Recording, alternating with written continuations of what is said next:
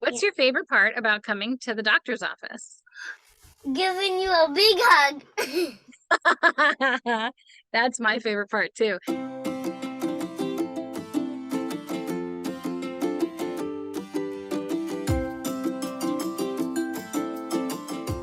Welcome to Interviews with Daddy and Aiden. on this show, Aiden, who is, Foul. and me, a former CIA operations officer, interview the world's coolest people. And today we are talking to, who are we talking to? Who are we talking to? Dr. Dimundo. Dr. Dimundo. And now I'm going to tell you about Dr. Dimundo, who we're talking to today. Dr. D, can I call you Dr. D? Totally. Dr. D, or Rebecca Dimundo, is a mom, a doctor for children in pediatrics, a sister, a friend, and a pet owner. She probably has more pets than anyone else you know living in the middle of the city. She's been a doctor for more than 20 years. She will tell you that the very, very best part about being a pediatrician is watching the tiny babies grow up into big kids. Dr. D grew up in Mar Vista and went to public schools in Los Angeles. As a child, she enjoyed roller skating, camping, like you. I want to go on our next camping trip. We will, let's do it soon. And making large, elaborate forts out of cardboard boxes. She had a big vegetable garden growing up, which she continues to do in her backyard now. She grows so many things, we were excited reading this before, including tomatoes, zucchini, blackberries, blueberries, peppers, onions, garlic, and sweet potatoes, to name just a few. Dr. D has 3 kids who are the light of her life. They're 22, 19, and 15. They also like animals, gardening, and music. During the week, she works hard in her pediatric clinic, taking care of both sick and well kids. On the weekends, she can be found singing loudly in her backyard, barefoot, while tending to her garden. What is tending? Actually, I was going to ask you if you knew that word, so you read my brain. Tending. What do you think? You want to ask Dr. D what tending means? What does tending mean, Dr. Dimundo? I think tending means taking care of it very carefully. Do you see? Can we see any of them back there? I kind of see some little oh, maybe those are tomato vines. I can't really tell. Are you at the doctor's office? What do you think? Backyard. I'm in my house. This is be- my favorite place to sit. I call this my office, my outside office. So when I want to do some work on my computer, or if I want to do a Zoom call, especially very important Zoom calls, I'll always do them in the backyard. You know, and Aiden, you asked if that's their doctor's office. I think that would be a cool location for a pediatrician office, right? You go, Wouldn't you it? get shot while eating a fresh tomato or something like that. Yeah. It would be really easy to show kids how to eat healthy, right? Eat healthy vegetables if I could just hand them. Put the medicine in the tomato. Yes, this is a great and then idea. Just eat the tomato. And then the tomatoes will be good. And then the kids won't be hurting with the shot blood. Genius! Genius. From now on, we're going to give all medicine through tomatoes. And we're going to try and figure out how to make shots come through tomatoes also, just so that we don't have to hold kids down. Put the medicine in the tomato and then eat the tomato. Yeah, there's some medicine. So I'm going to take the needle and put it in the tomato, and then take the needle out and put it in the trash, and then you eat the tomato. Yeah, and then you would have the medicine and it wouldn't even hurt. It would just be you eating a tomato. Good idea. You know, I have to say, I've heard some ideas on this one, but I think this is by far the best I have ever heard. Aiden and I want to keep interviewing the coolest guests in the entire world. To help us do that, please subscribe and share our show so that we can get more people who are interested in being here with us. Do you do any surgeries? I do a couple different kinds of surgeries. Yep. They Tell me tend to what be, type. sure, they tend to be kind of the easy kind. So the kinds of things we can do in the office, like if you had an infection underneath one of your fingernails or something, like let's say you got some germs under your fingernail and we had to take the fingernail and get the germs out from underneath it, we could do that in the office. Yeah. If it were like a big surgery, we would not do it in my office. What if someone had like a huge pimple or something like that? Oh, we could definitely work on that in the office. One time I had to do a daddy surgery on you. Why? Do you remember? Oh, what did you do? Consider it surgery, but you came back home when we lived in our old house. You came back home one day and you had so many splinters on your hand. So Oh, no.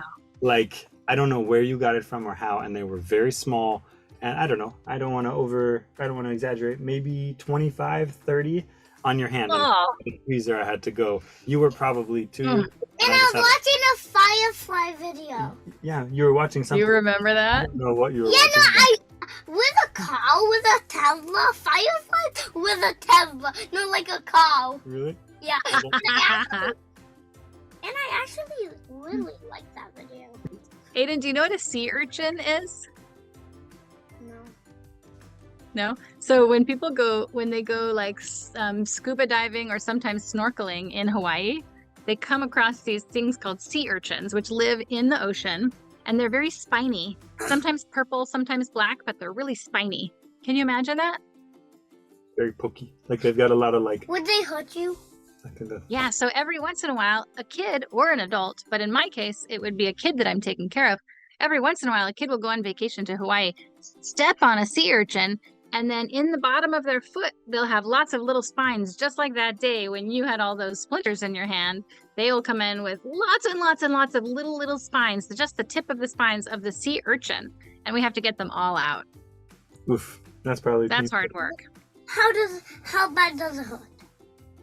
Well, what we try to do is use something called a numbing medicine. It's called lidocaine.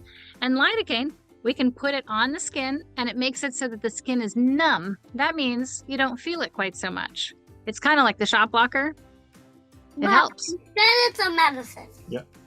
Exactly. I didn't have any of that for your splinter hand. You just did a good job. I think you probably earned a lot that day. And so what happened in this one? Yeah. So in this story, the kid who ate the Lego is 4. And a 4-year-old should know better, huh, than eating a Lego? Yeah. Anyway, it was one of those long, skinny Legos that's gray that you use to make things like helicopters and airplanes. So it was about 8 different dots long and 1 row. So it was kind of long, right? So the kid ate the Lego, and we watched the poop, and we watched the poop, and we watched the poop, and we watched the poop for days and days and days and days and days and days and days. Do you think we found the Lego? We did not. So a few weeks later, the family was going on vacation. Weeks later, a few weeks later, they were going on vacation to Big Bear. Do you ever take a car up to Big Bear? What happens when you take a car up to Big Bear? Do you sometimes get a little bit sick? If you have been, but I don't know if you remember. It's a very windy road, so sometimes people are nauseous. So you go up the windy road and you get up to the top, and then you sometimes want to throw up a little bit, right? So this very same 4-year-old who had eaten a Lego weeks before was feeling very nauseous on his way up to Big Bear. And so he threw up all over the car. And guess what came out? Lego. The Lego. It had been stuck in his stomach all that time. It couldn't get through. It was stuck, so it just stayed there. And he was able to throw it up. Can you believe that? He Don't tell me. He had mac and cheese-aritis. Okay, go for the story. Did you know one time I got a code that... remember that time that I didn't even put the mac and cheese on me? It actually glowed. You just grew mac and cheese? Yeah, one time I actually grew mac and cheese. No joke. Actually, no joke. Seriously. How is this possible? That was seriously. Who's your favorite superhero? Okay, you want the truth on this one? Yeah. I really, really like the Incredible Hulk. I love the Hulk. I think he's so big and so fantastic and gets mad. And I just like that part. And he breaks stuff and then he's mad and then he's like, ah. And he's so huge. I don't know why. I just love it. Oh, no. Hulk smash! You look just like the Hulk. You do look Don't like get him. mad. Please don't get mad and break everything. I don't know. Hulk smash! That is frightening. That is frightening. What's crazy is that we don't have like an infinite number of props that we could just set up over here. So this is just that we have this bright green balloon in here. But that's pretty cool. Good idea. I didn't even know that was over there. Yeah, that's why I was like, Daddy, I want to go. I want to go there. Yeah, I get it. Because I'm going to do this and then I'll be Hulk smash! Perfect. What do you like so much about Captain America? Because I like Shield and I really like him. He's my favorite superhero. He does have a cool shield, doesn't he? Yeah. And he's very brave. And he's very, like, he's a very good teammate. Yeah, he's a very good sport. Exactly. Yeah, that's good. I would have to say that my superhero isn't always the best sport and isn't always the most team player. Why? I don't know. I just think that sometimes he gets mad and then he goes and hides out in the wilderness for 40 years or something. Yeah, that does happen with the Hulk. Sometimes he gets very angry and kind of just jumps around and smashes some stuff, and then he kind of feels bad and he goes and sits in the forest. That's true. That he feels bad. But I just like that he's not perfect. Even though he is a superhero, he's not perfect. Do you have X-ray? So I don't have x-ray in my office, but if I want an x-ray, like let's say that I need an x-ray of your hand. Maybe you fell down and maybe your hand is hurting right here and we're going to want an x-ray of it. What I do is I send you to an x-ray office. There's an office that does x-rays just up the street. And then they send me a picture of your x-ray back to the computer. They email it back to me so I can see it. And then what if it's broken bone? Great. So what do you think we do about broken bones? Do you have any ideas? Stitch the bones? Yeah, sometimes we have to go in. We don't use stitches though, but sometimes if the bones are so far apart, so badly broken, like instead of being like this, they're like this. What?